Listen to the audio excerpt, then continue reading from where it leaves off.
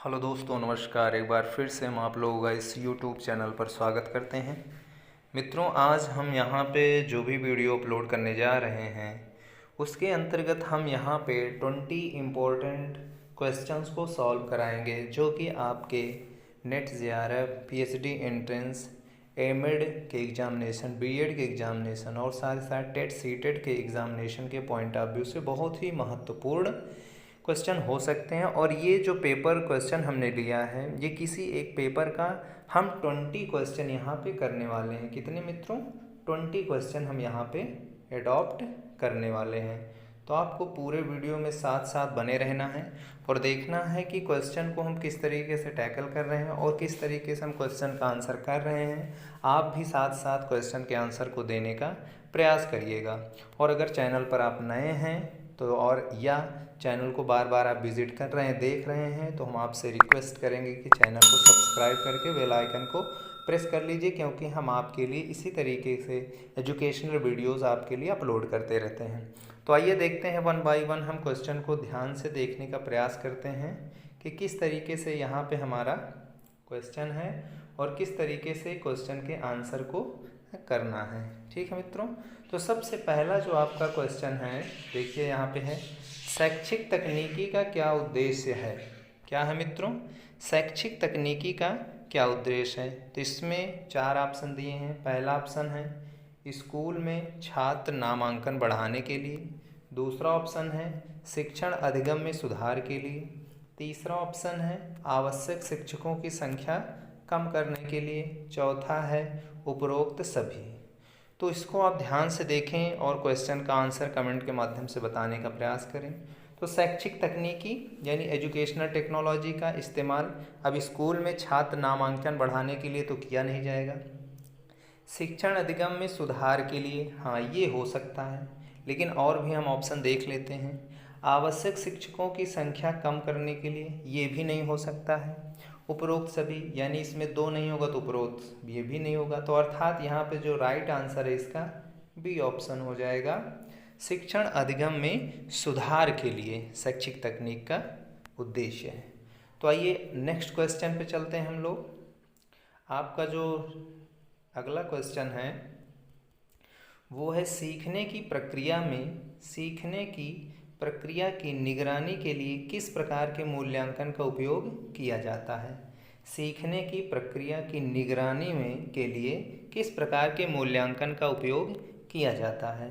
तो यहाँ पे देखिए 4 ऑप्शन आपके पास गिवन है। सबसे पहला है समेटिव इवैल्यूएशन, दूसरा है फॉर्मेटिव इवैल्यूएशन, तीसरा है डायग्नोस्टिक इवैल्यूएशन, या हिंदी में कहें तो पहला है योगात्मक मूल्यांकन, दूसरा है निर्माणात्मक मूल्यांकन, तीसरा है निदानात्मक मूल्यांकन, और जो चौथा है आपके पास वो है पदस्थापन मूल्यांकन। तो अब इसमें से कौन सा आंसर आपका उपयुक्त होगा, उसको सही आंसर आपको करना है।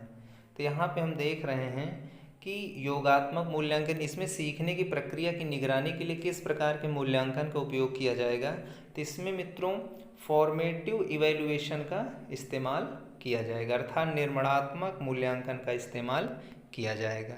ठीक है, आगे बढ़ते हैं। अब यहाँ पे तीसरा क्वेश्चन है आपके पास, निम्न में से कौन सा एक अच्छे परीक्षण का गुण नहीं है। Which of the following is not characteristic of a good test। तो इसमें सबसे पहले विश्वसनीयता तो होनी चाहिए किसी परीक्षण में, दूसरा है वस्तुनिष्ठता भी होनी चाहिए, और डी यानी चौथा वैधता भी होना चाहिए, यानी रिलायबिलिटी, ऑब्जेक्टिव और वैलिडिटी, ये तीनों होने चाहिए। क्या नहीं होना चाहिए यहाँ पे? गलत ऑप्शन आपका होगा अनिश्चित, यानी सही आंसर आपका होगा अनिश्चितता, एम्बिग्यूटी, यानी ये एक अच्छे परीक्षण का गुण नहीं है। तो आइए नेक्स्ट क्वेश्चन पढ़ते हैं। नेक्स्ट क्वेश्चन हमारा, छात्रों के सही मूल्यांकन के लिए निम्न में से किस विधि का उपयोग किया जाना चाहिए। छात्रों के सही मूल्यांकन के लिए किस विधि का उपयोग किया जाना चाहिए। तो इसमें 2 ऑप्शन यहाँ पे हैं, 2 ऑप्शन अगले पेज में है। तो पहला है आपका अकादमिक मूल्यांकन, दूसरा है सतत मूल्यांकन, और हमारा जो तीसरा है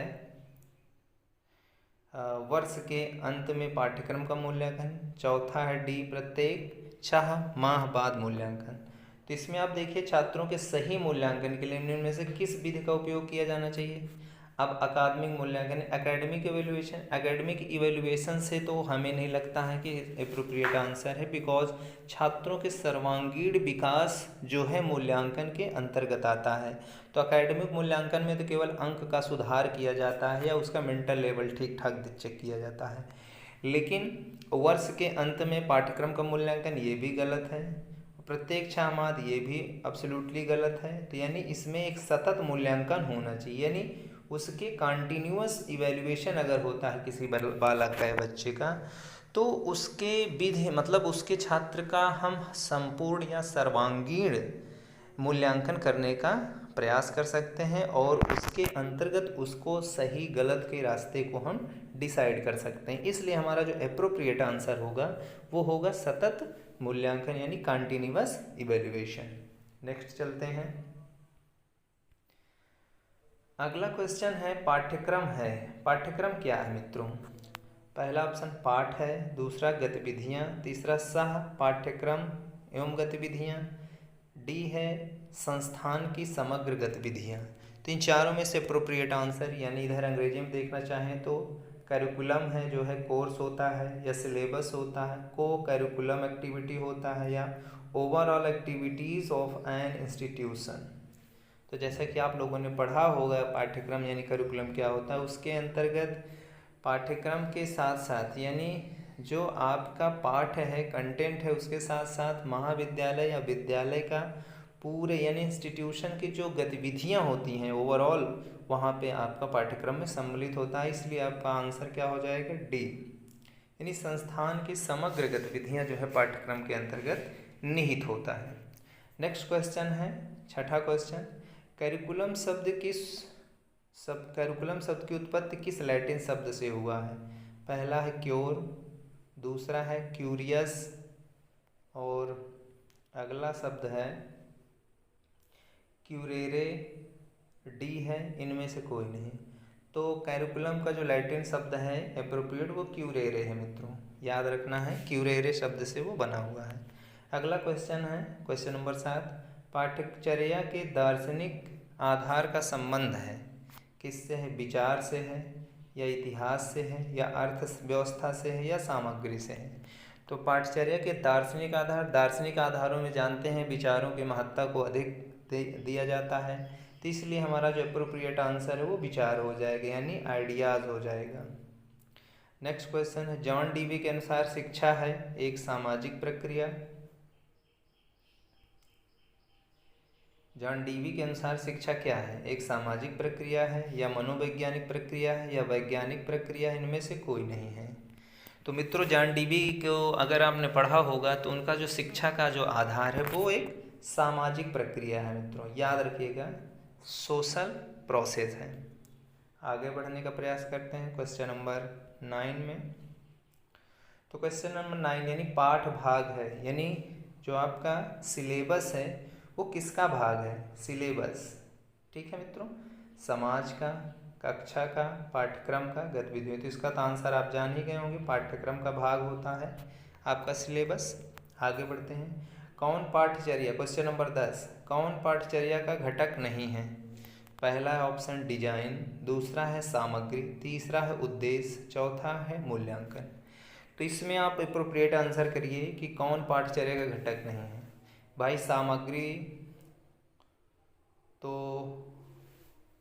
होना चाहिए, कंटेंट्स, ये देखिए कंटेंट्स को थोड़ा अंग्रेजी में ध्यान दीजिएगा, नहीं तो हिंदी अगर देखेंगे तो सामग्री मतलब कोई वस्तु समझेंगे तो आंसर गलत कर देंगे।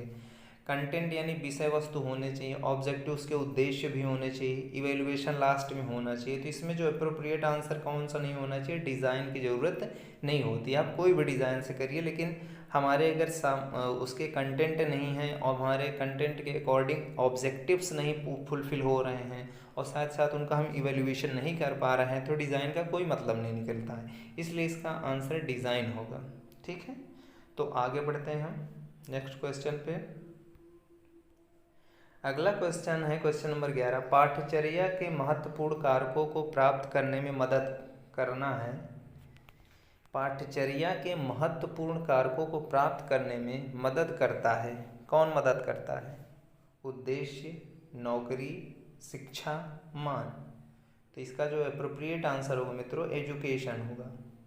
ठीक है, पाठ्यचर्या के महत्वपूर्ण कारकों को प्राप्त करने में मदद करता है शिक्षा, एजुकेशन। नेक्स्ट क्वेश्चन नंबर 12, पाठ्यक्रम निर्माण का मुख्य डिजाइन कौन सा है? विषय केंद्रित डिजाइन, विद्यार्थी केंद्रित डिजाइन, समस्या केंद्रित डिजाइन और उपर्युक्त सभी। तो यहाँ देखिए पाठ्यक्रम निर्माण का मुख्य डिजाइन कौन सा है? तो भाई विषय केंद्रित भी होना चाहिए, सब्जेक्ट कंसर्न डिजाइन होना चाहिए, लर्नर सेंटर्ड डिजाइन होना चाहिए, प्रॉब्लम सेंटर्ड डिजाइन होना चाहिए, ऑल अबव। यानी इसमें ये आंसर हो जाएगा आपका उपर्युक्त सभी हो जाएगा। तो ये नेक्स्ट क्वेश्चन देखते हैं। यहाँ पे हमारा 13 क्वेश्चन है, कौन सा पाठ्यक्रम सामाजिक संस्थाओं के मूल्यों पर आधारित है? पहला है ऑप्शन पाठ्यचर्या का दार्शनिक आधार, पाठ्यचर्या का समाजशास्त्रीय आधार, तीसरा है पाठ्यचर्या का मनोवैज्ञानिक आधार, चौथा है पाठ्यचर्या का राजनीतिक आधार। तो यानी कौन सा पाठ्यक्रम सामाजिक संस्थाओं के मूल्यों पर आधारित है? तो अर्थात ये हमारा पाठ्यक्रम पाठ्यचर्या का समाजशास्त्रीय आधार इसका सही आंसर हो जाएगा। आइए चलते हैं क्वेश्चन नंबर 14 पे। क्वेश्चन नंबर 14 हमारे पास है,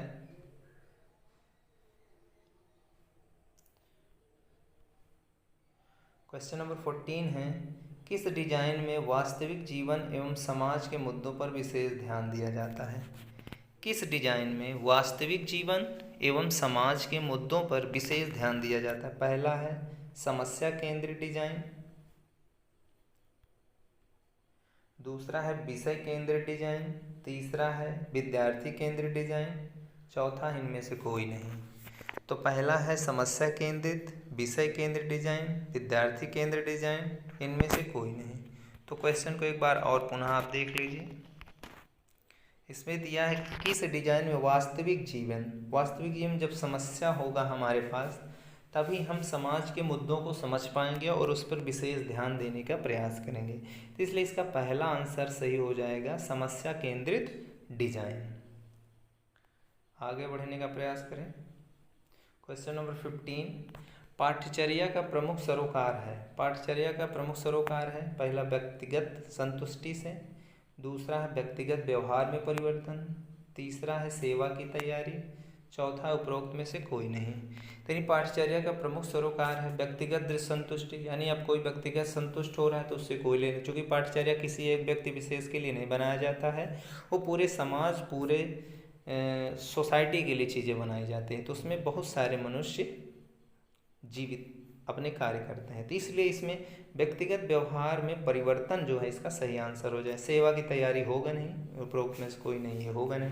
तो इसलिए व्यक्तिगत व्यवहार में परिवर्तन जो है पाठ्यचर्या का प्रमुख सरोकार है। क्वेश्चन नंबर 16, विद्यार्थियों की आवश्यकताओं पर कम ध्यान दिया जाता है। ऐसा कौन सा डिजाइन इसमें कहा गया है जो विद्यार्थियों की आवश्यकताओं पर कम ध्यान देता है? जिसमें पहला है विद्यार्थी केंद्रित डिजाइन में, दूसरा है विषय केंद्रित डिजाइन में, और नेक्स्ट है ए और बी दोनों, यानी विद्यार्थी केंद्रित डिजाइन, विषय केंद्रित डिजाइन, दोनों इनमें से कोई नहीं। तो भाई क्वेश्चन को ध्यान से फिर देख लीजिए। विद्यार्थियों की आवश्यकताओं पर कम ध्यान दिया जाता है विद्यार्थी केंद्रित डिजाइन में, विषय केंद्रित डिजाइन में। भाई विद्यार्थी केंद्रित होगा तो इसका मतलब कि विद्यार्थियों के हर एक आवश्यकता पर ध्यान दिया जा रहा है। विषय केंद्रित डिजाइन में ध्यान दिया जाएगा तो विद्यार्थी वाला छूट जाएगा। तो इनमें से भाई ए भी तो होगा नहीं, क्योंकि इनमें से ये विषय केंद्रित डिजाइन हमें लग रहा है ये सही होगा। बिकॉज विषय केंद्रित डिजाइन अगर हम सेलेक्ट करते हैं तो विद्यार्थियों के हर पहलुओं पर ध्यान नहीं देते हैं, क्योंकि उसमें विद्यार्थी केंद्रित अलग से डिजाइन ऑप्शन में दिया हुआ। तो इसलिए आंसर इसका बी हो जाए, विषय केंद्रित डिजाइन में विद्यार्थियों की आवश्यकताओं पर कम ध्यान दिया जाता है।